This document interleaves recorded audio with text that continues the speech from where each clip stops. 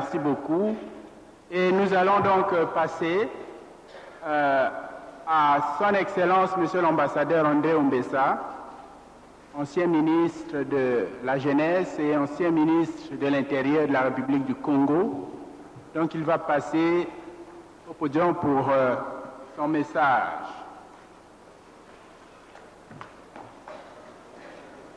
Nous rappelons que l'ambassadeur Ombessa est ambassadeur auprès des pays scandinaves pour le compte de la République du Congo. Excellence, à vous la parole.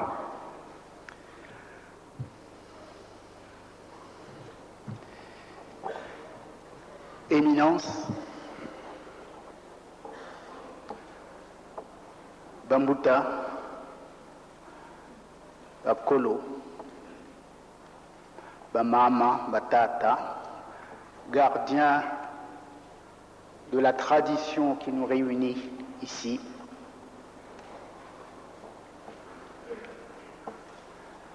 mes frères, mes sœurs,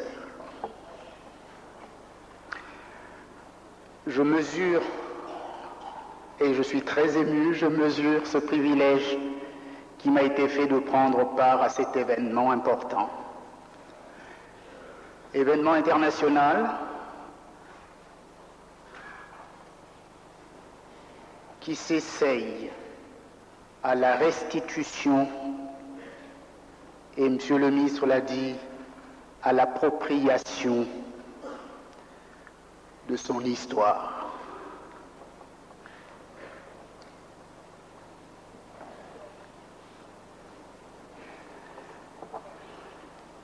Son histoire à travers l'histoire de Tata Simon Kimbangu. Les historiens disent, et je suis de cette école, un homme, une communauté qui ne sait pas s'arrêter pour lire son histoire ressemble à une roue qui tourne dans le vide, à une toupie.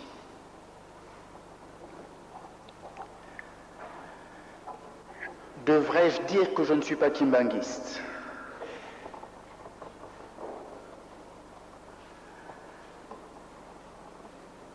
Je dis, j'ai rencontré le kimbanguisme. Et ma rencontre avec le kimbanguisme à certains moments que je voudrais ici rappeler. D'abord, jeune ministre, et vous l'avez dit ici tout à l'heure,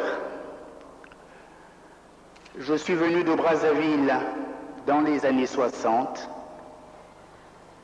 pour représenter le président Alphonse Massamba Deba à l'inauguration de l'église de Matete.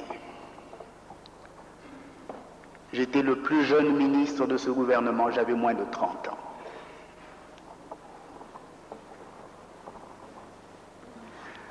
J'eus le privilège d'entrer dans ce temple avec Papa Joseph Dianguenda qui me prit par la main et me conduisit. Nous nous sommes retrouvés seuls, et moi comme un enfant. Ma deuxième rencontre avec le kimbanguisme se fait au travers du président Alphonse Massamba Deba, curieusement. Lui, il est politique pourtant.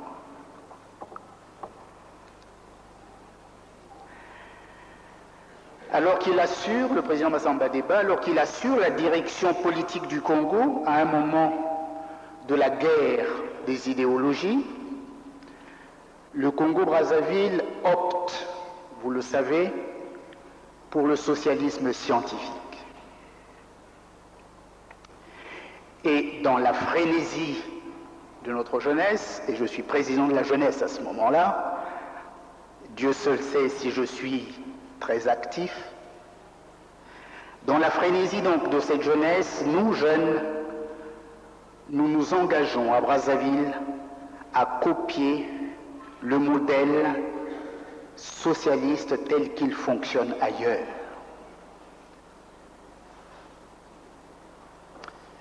nous en avions la ferveur. Et le président Massamba Déba prit de patience de nous convaincre plutôt que le socialisme ne pourra se vivre à Brazzaville que s'il devait porter des éléments vitaux de la culture africaine. Lui, il utilisa un mot de la culture bantoue.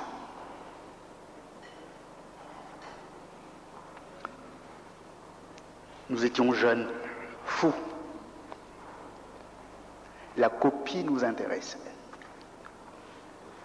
Le message n'est pas compris.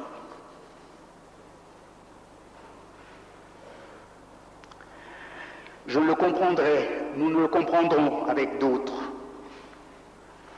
que bien plus tard, quand personnellement j'aurai relu attentivement les écrits du président Massamba Déba. Ses références à Tata Simon Kimbangu, à Kim Pavita. Je le comprends encore mieux lorsque je relis plus tard un livre qu'il aura écrit et qui s'intitule de manière symbolique de la révolution messianique à la révolution politique.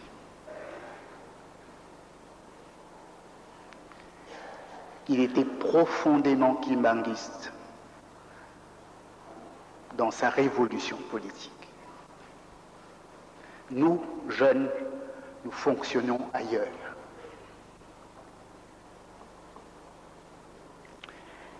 La leçon de cette deuxième rencontre est l'identité.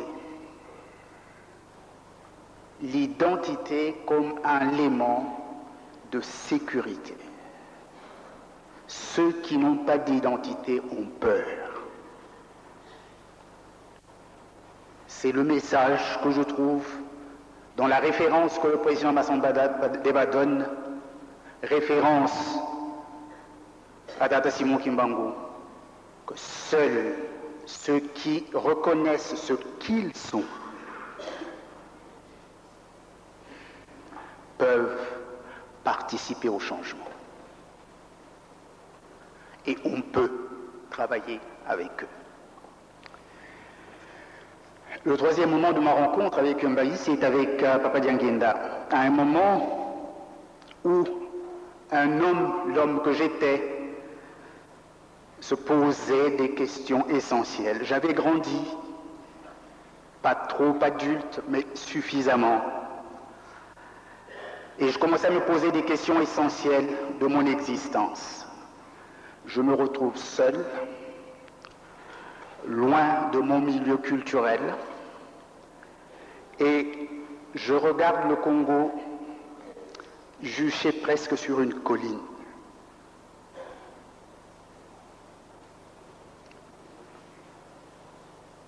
Je pleure.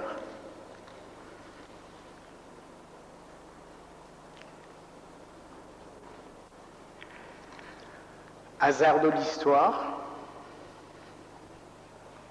ou coïncidence du Très-Haut, je rencontre dans cette circonstance Papa Dianguinda sur cette colline où je suis seul, hors d'Afrique. Nous sommes en Suisse.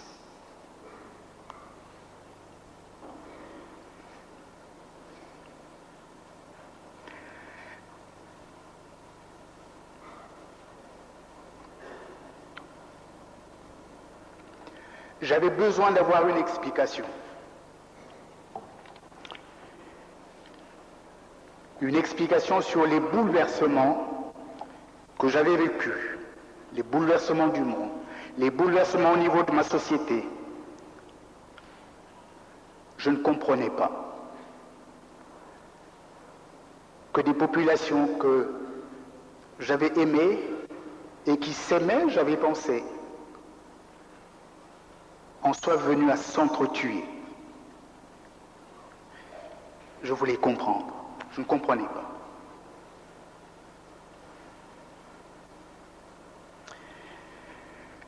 Je voulais donc comprendre les divisions, les luttes,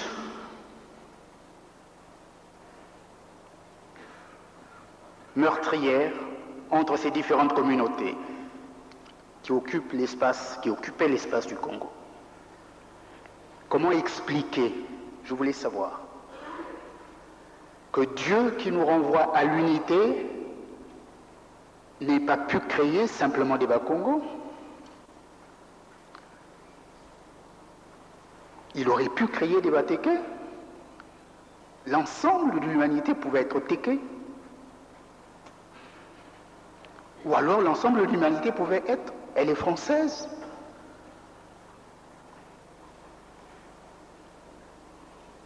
Comment Dieu qui renvoie à l'amour, qui nous demande d'aimer, crée la diversité? Comment il peut créer les Mboshi à côté des Bakongo? Comment?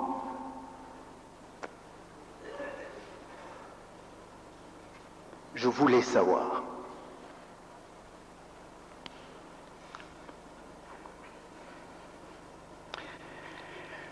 Je le rencontre et je n'avais pas d'explication, je pleure devant lui. Il me regarde. Pendant de longues minutes, il n'a rien à me dire. Il pleure avec moi.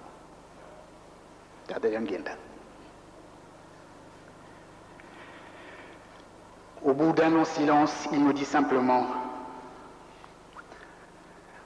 André, Dieu parle à chacun du milieu de la souffrance, à condition d'être attentif.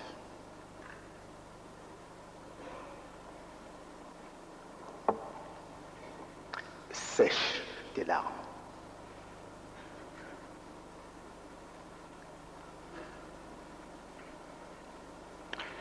Et il poursuit,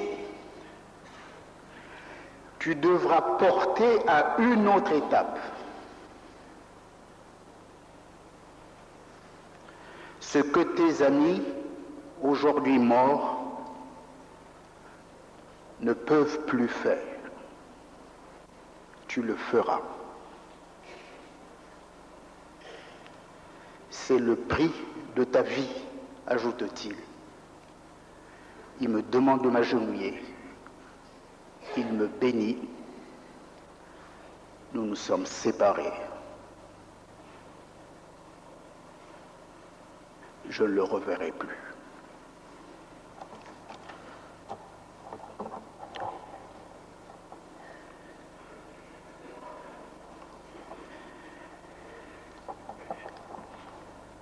C'est plutôt des éléments de témoignage du kimbanguisme.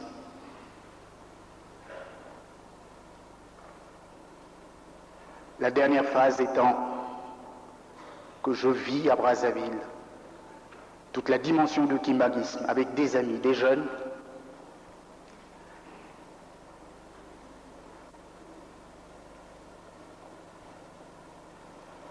mais aussi des anciens que je viens de retrouver, Tata Samba et bien d'autres, que je voudrais ici remercier du fond de mon cœur.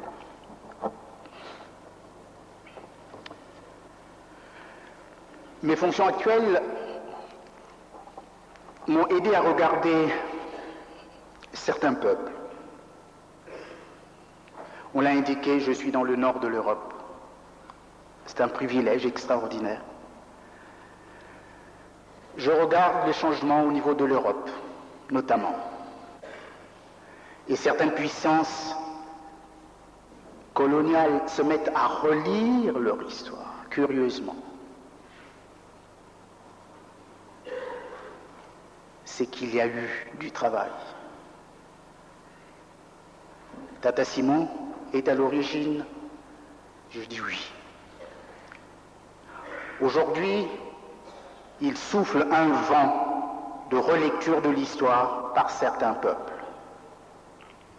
L'humanité presque entière, et notre sœur qui a parlé hier a montré notamment des repères d'Urban, mais aussi ici en 91, la remise en cause de l'esclavage, la remise en cause du colonialisme, la France est en train de discuter, etc.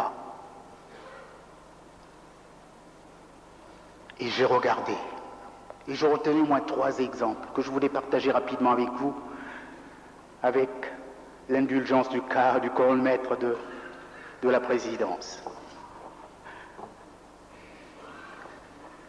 Est-ce que nous avions bien retenu cet instant hautement historique lorsque le Vatican, siège du catholicisme, dont nous avons parlé ici, et que nous avons responsabilisé dans les événements qui sont survenus au cours de la vie de Papa Simon Kimbangu, le Vatican, avec le pape Jean XXIII, qui demande pardon au monde, au nom de l'Église pour toutes les fautes qui ont été commises. Est-ce que vous vous rappelez ce moment? Papa Simon Kimbangu est à l'intérieur. Le pape demande pardon. Souvent, ceux qui sont forts ne demandent jamais pardon. L'Église catholique demande pardon.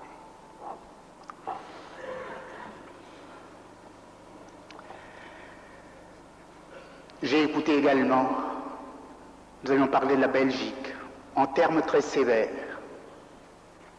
Vous savez ce qui se passe en Belgique actuellement. Je demande à nos chercheurs de faire un saut à Bruxelles et de rentrer au musée de Bruxelles. La Belgique relit son histoire aujourd'hui.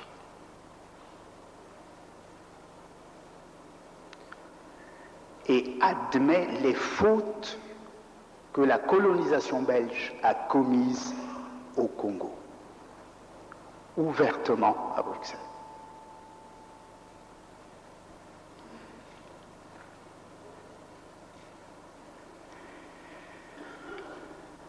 Nous devions féliciter la Belgique de cet effort d'aller avec l'histoire. Reste, j'en tirerai la leçon sur la fin, reste, qu'est-ce que nous pensons, nous? Comment profiter du résultat de tout ce travail que vous avez fait, que Tata Simon Kimbangu a fait, que tous les autres ont fait, et qui arrive maintenant en surface? Qu'est-ce que nous en faisons?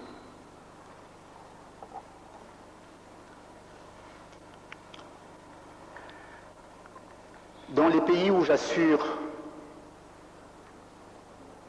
la responsabilité, c'est-à-dire les pays du nord de l'Europe, la Suède, la Norvège, la Finlande et le Danemark, ces pays viennent de commencer en décembre, le 26 novembre dernier, une exposition qui va durer pendant 2 ans. Il donne un titre à cette exposition sur les traces du Congo. Ce n'est pas connu ici. Sur les traces du Congo. Certainement ma traduction n'est pas bonne, mais on peut aussi comprendre, ou alors sur les pistes du Congo, ou à travers les pistes du Congo. 150 ans de célébration par ces pays de leur rencontre avec le Congo. Sur tous les plans. Et eux-mêmes se découvrent. Ils ont découvert, je prends le cas des Suédois puisque ça a commencé là-bas, ils ont découvert qu'ils étaient des marins sur le fleuve. Ils ont découvert et ils acceptent qu'ils ont été des instruments de la politique du roi Léopold dont nous avions dénoncé ici. Ils reconnaissent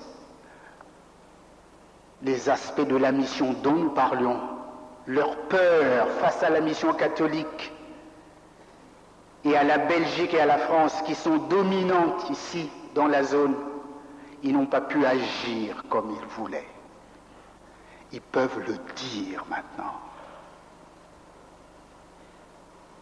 Il serait intéressant que nos chercheurs prennent le temps d'y aller et qu'au cours de cette conférence, au moins, une résolution soit prise pour pouvoir partager cette expérience avec ces pays nordiques. Et la population est surprise en grande partie. Parce que lorsque les militaires suédois sont arrivés, ou les militaires danois, ou les marins norvégiens, la population n'était pas consultée. Aujourd'hui, ils découvrent.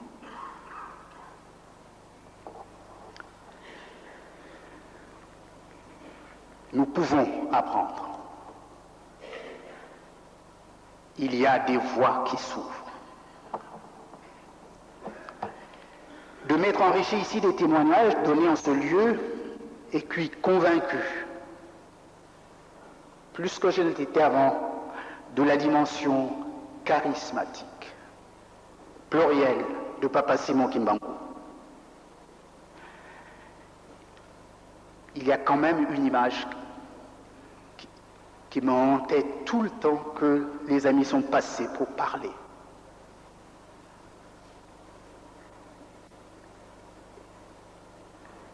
Elle a été formulée dernièrement par Monsieur le ministre et bien d'autres. L'image qui me tourmente est la suivante. Je revois théologiquement Saint Augustin, un père de l'Église bien connu, qui un jour va visiter les communautés chrétiennes qui sont installées en Afrique du Nord. Terre vierge. Il arrive, il trouve ces chrétiens dans la boue, sale, sans nourriture, presque nus.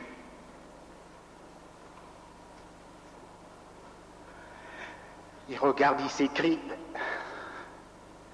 mais quel Dieu ils doivent prier?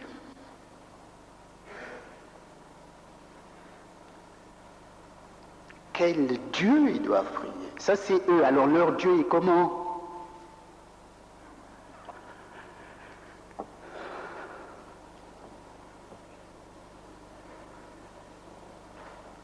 La question, je me le renvoie alors. Nous savons ce qu'est Papa Simon Kimbangu.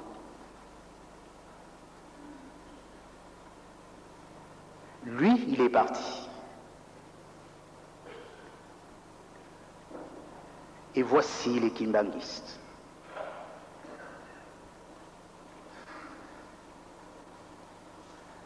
Comment nous allons représenter Papa Simon Kimbangu? Dans toutes les dimensions qui nous ont été présentées ici et que je ne répète pas. Dimension religieuse, sociale, culturelle, politique, économique, etc.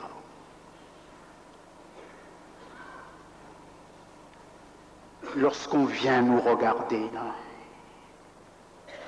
on dira, vous êtes disciple de Simon Kimbangu? Vous êtes sales. Nous sommes sales.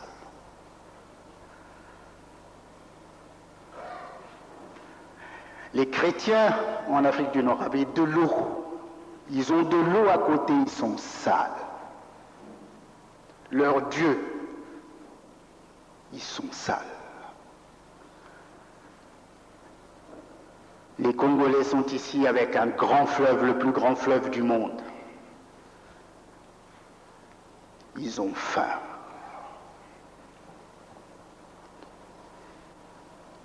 Vous êtes sale.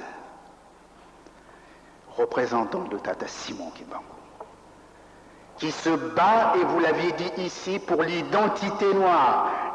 Oui, quels sont les éléments de votre identité noire?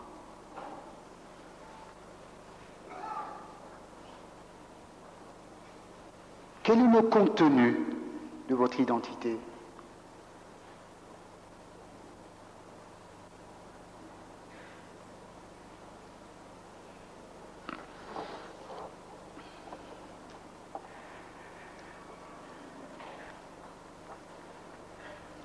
Je termine en marquant simplement 2 points sur mon questionnement. Et si, sur ce que nous avions dit sur Tata Simon Kimbangu, nous pourrions prendre au moins 2 points.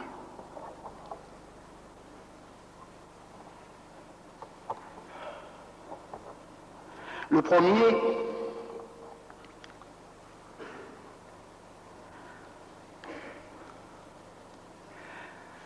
d'être des Noirs fiers, d'être des Noirs qui se respectent, mais des Noirs qui acceptent les autres races. Sinon, nous ne serions pas différents. Des Noirs qui n'auront pas peur des Blancs,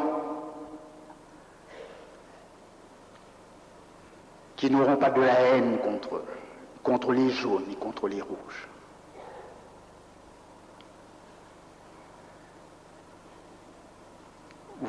Nous sommes les mêmes hommes, en situation de domination. Nous ferons la même chose que ce que les pays coloniaux ont pu faire. Où se trouvent nos repères?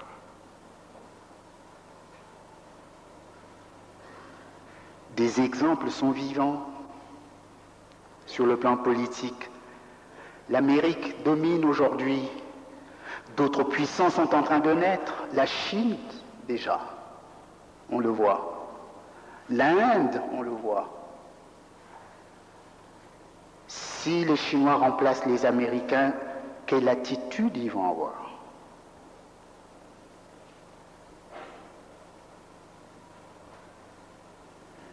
Nous serons des Noirs, nous sommes des Noirs, mais quel est le contenu de cette identité? Deuxième interdit au niveau de cette identité, l'ethnocentrisme, qui est une situation, et c'est celle-là qui m'a fait pleurer et qui m'a fait rencontrer à Genève, comme je vous l'ai dit, Papa Diangenda. La paix dans un contexte de fragilité, l'Église kimbanguiste qui puise au fond du père fondateur, Tata Simon Kimbangu, et qui diffuse le message, son message à lui. Est-ce que le kimbanguisme nous aidera à dépasser le clivage ethnique?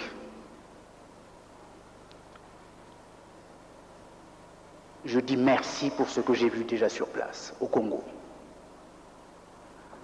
L'Église n'est pas une église de Bas-Congo. Elle avance sur la partie nord du pays. Ça ne veut pas dire qu'il y a des victoires, notamment de cette espèce d'ethnocisme dont je parle. Mais je rends témoignage, simplement. Peut-être Kinshasa a une autre chance, ce problème, vous l'avez un peu plus dépassé que ceux qui sont en face. J'en sais rien. Mais le clivage ethnique qui devra dépasser, justement, l'ethnocisme, et qui pourra donc créer des conditions favorables, des conditions endogènes, qui s'appuie sur une culture qui respecte toute la différence. J'ai entendu ici que Tata Simon Kimbangu n'a pas dit aux autres qu'il était supérieur.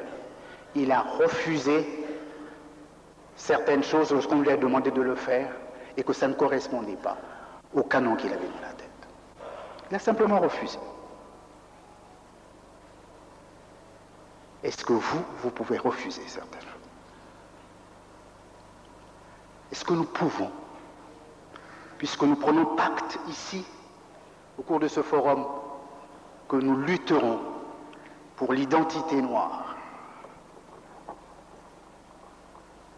quel contenu vous voulez donner? Tata Simon Kimbangu respecte la culture des autres. Il est Bakongo par hasard.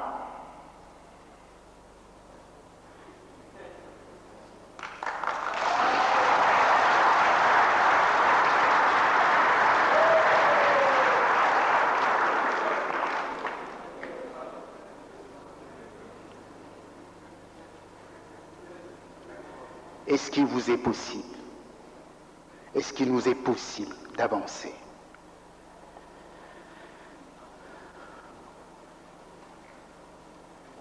C'est seulement lorsque nous nous dépassons que nous pourrions résoudre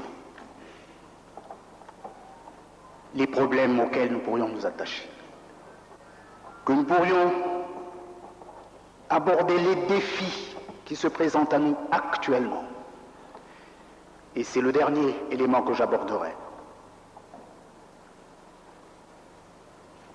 Les sociologues disent qu'une culture n'est pas immuable. Nous sommes en train de renvoyer à une culture de Tata Simon Kimbangu, comme si nous l'avions prise. Est-ce que vous pouvez m'assurer que vous avez pris sa culture? Quels sont les éléments que vous avez?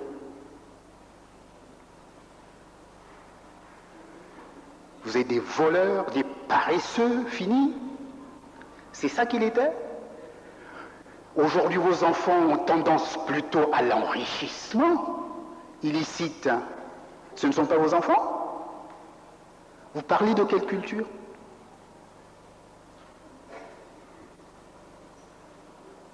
La culture change.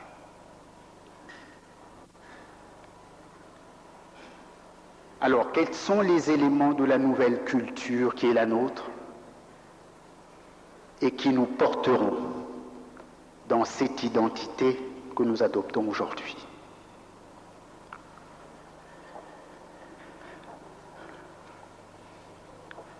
Je souhaite que, en sortant d'ici, notre conscience de la responsabilité et de la représentativité du noir fasse un pas de plus, mais que comme tel, nous voulons participer au changement du monde. Et Monsieur le ministre l'a dit tout à l'heure, si vous n'adoptez pas, si vous ne savez pas lire le temps, c'est-à-dire, nous sommes en saison de pluie, ce qu'il nous faut, ce sont des imperméables.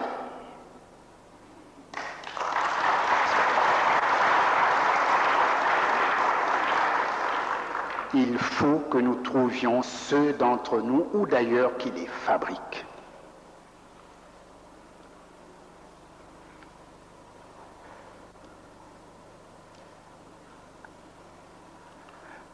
Nous ne sommes même pas troublés par les changements du monde, même technologiques. Même quand nous croyons en Dieu, personne ne s'est interrogé comment expliquer qu'on peut téléphoner aujourd'hui. On n'utilise pas le tam-tam. Ça ne paraît pas comme un miracle pour nous. Je suis à Brazza, ma fille me téléphone de Stockholm. C'est le travail. Ça, Tata Simon vous le demande. À vos enfants.